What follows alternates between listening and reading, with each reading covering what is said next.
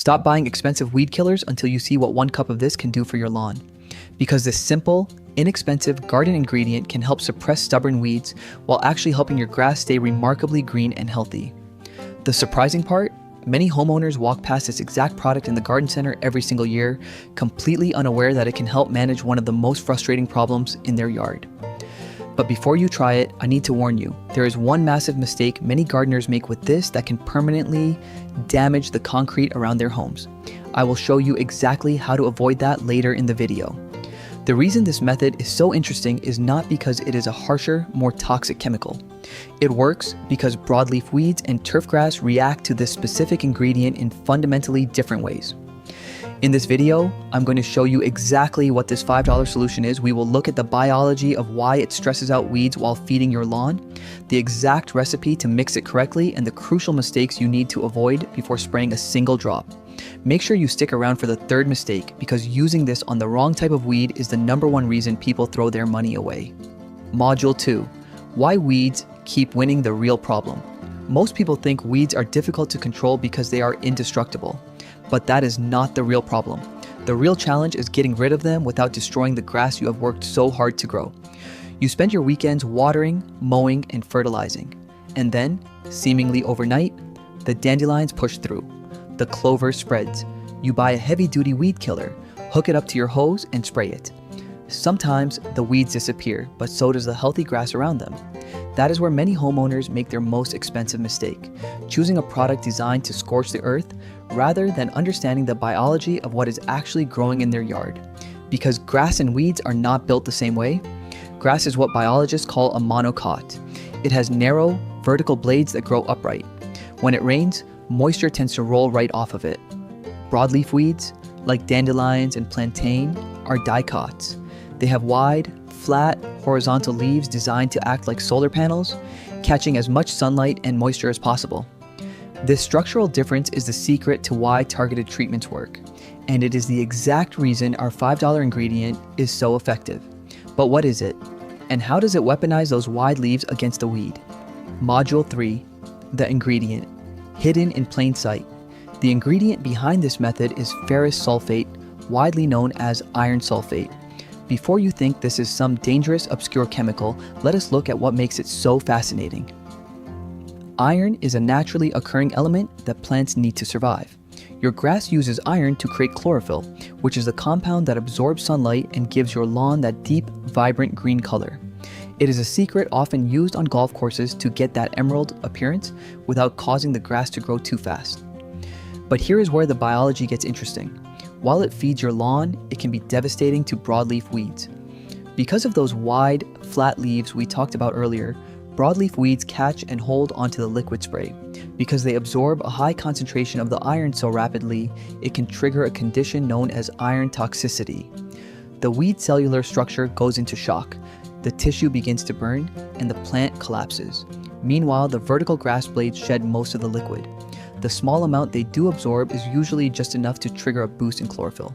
It is not magic, and it will not work 100% of the time on every single weed, but when used correctly, it creates 2 completely different reactions from the exact same spray. But this is where human nature takes over. People think, if a little iron works, soaking my lawn in it must work instantly. That assumption will destroy your yard. To get this right, you have to buy the exact right type of iron. Module 4. How to buy the right product. The mistake that wastes money. Before you mix anything, you have to buy the right product. And this is where the first major mistake happens. Many homeowners walk into a store, see the word iron printed on a bag of fertilizer, buy it, and expect to see weeds shrivel up. But not every iron product is made for the same purpose. Many are slow-release granules meant to feed the soil over 90 days. If you buy those, you will just give your weeds ferrous sulfate or iron sulfate. The naming depends on where you live. In the US, it is ferrous sulfate monohydrate or iron sulfate powder. In the UK and Australia, it is iron sulfate or soluble iron sulfate. The brand does not matter. Turn the bag around and ensure it is water soluble. You need a fine powder or crystal that dissolves seamlessly into water, because a foliar spray, meaning a spray that coats the leaves, is the only way this method works. Now that you have the right powder, how do you mix it? Because getting the ratio wrong is the fastest way to turn your green lawn black. Module 5. How to mix and apply it correctly. This is where the magic happens, or where the disaster begins. For this, you cannot use a watering can. You need a pump sprayer to create a fine mist that coats the leaves evenly, rather than dumping heavy puddles onto the soil. Mix 1 cup of soluble ferrous sulfate with 1 gallon of warm water. Always check your specific label, but this is the standard baseline. Use warm water. It helps the iron crystals dissolve much faster and prevents your sprayer nozzle from clogging. Add exactly 1 drop of liquid dish soap. The soap acts as a surfactant.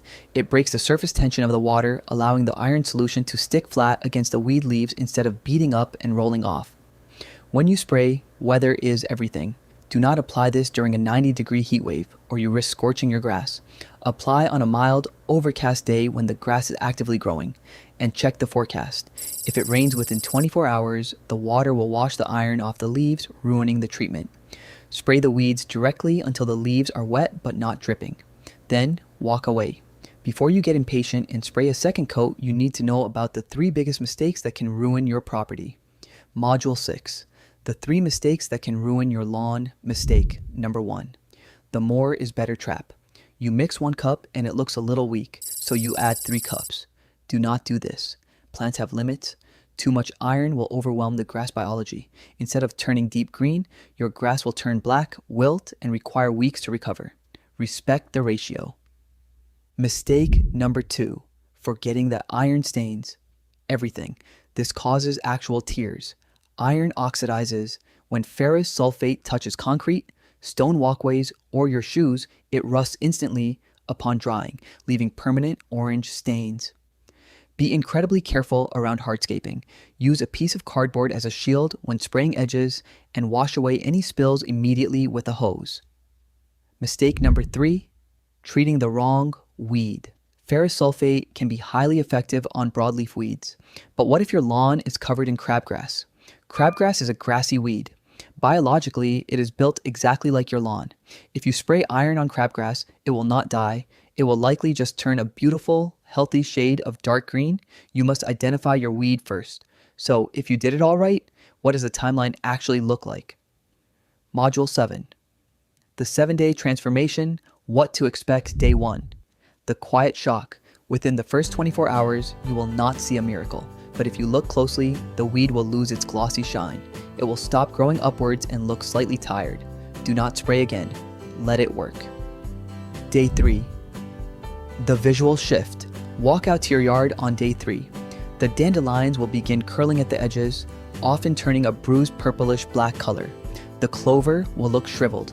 Simultaneously, your grass roots are utilizing the iron that reached the soil, and your lawn will start taking on a much richer, darker green hue. Day 7. The reveal.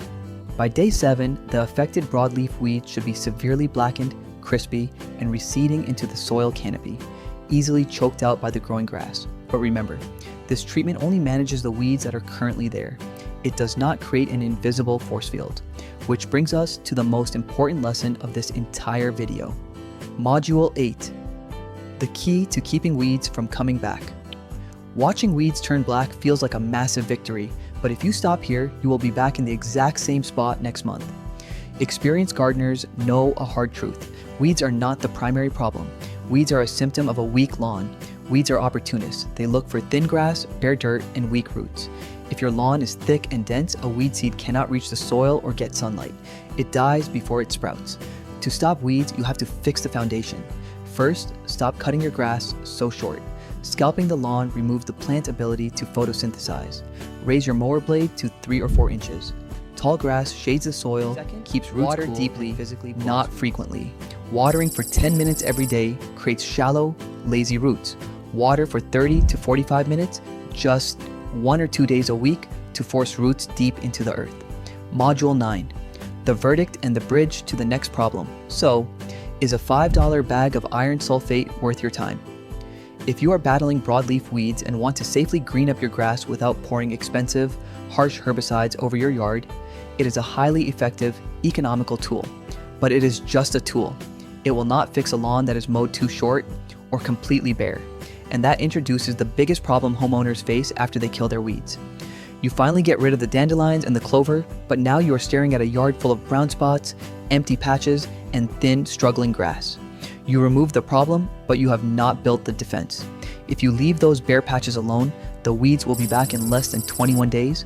To permanently stop them, you have to repair the soil and fill those gaps before the weeds do. In the next video, we are going to tackle exactly how to fix those bare patches. I will show you how to easily repair the soil and build a lawn so incredibly thick and dense that weeds cannot even reach the dirt. Click the video on your screen right now to see the exact step-by-step process for overseeding and fixing a thin lawn. Leave a comment down below telling me what your absolute worst weed problem is right now. Your yard might be the topic of a future video. Thanks for watching, and I will see you in the next one.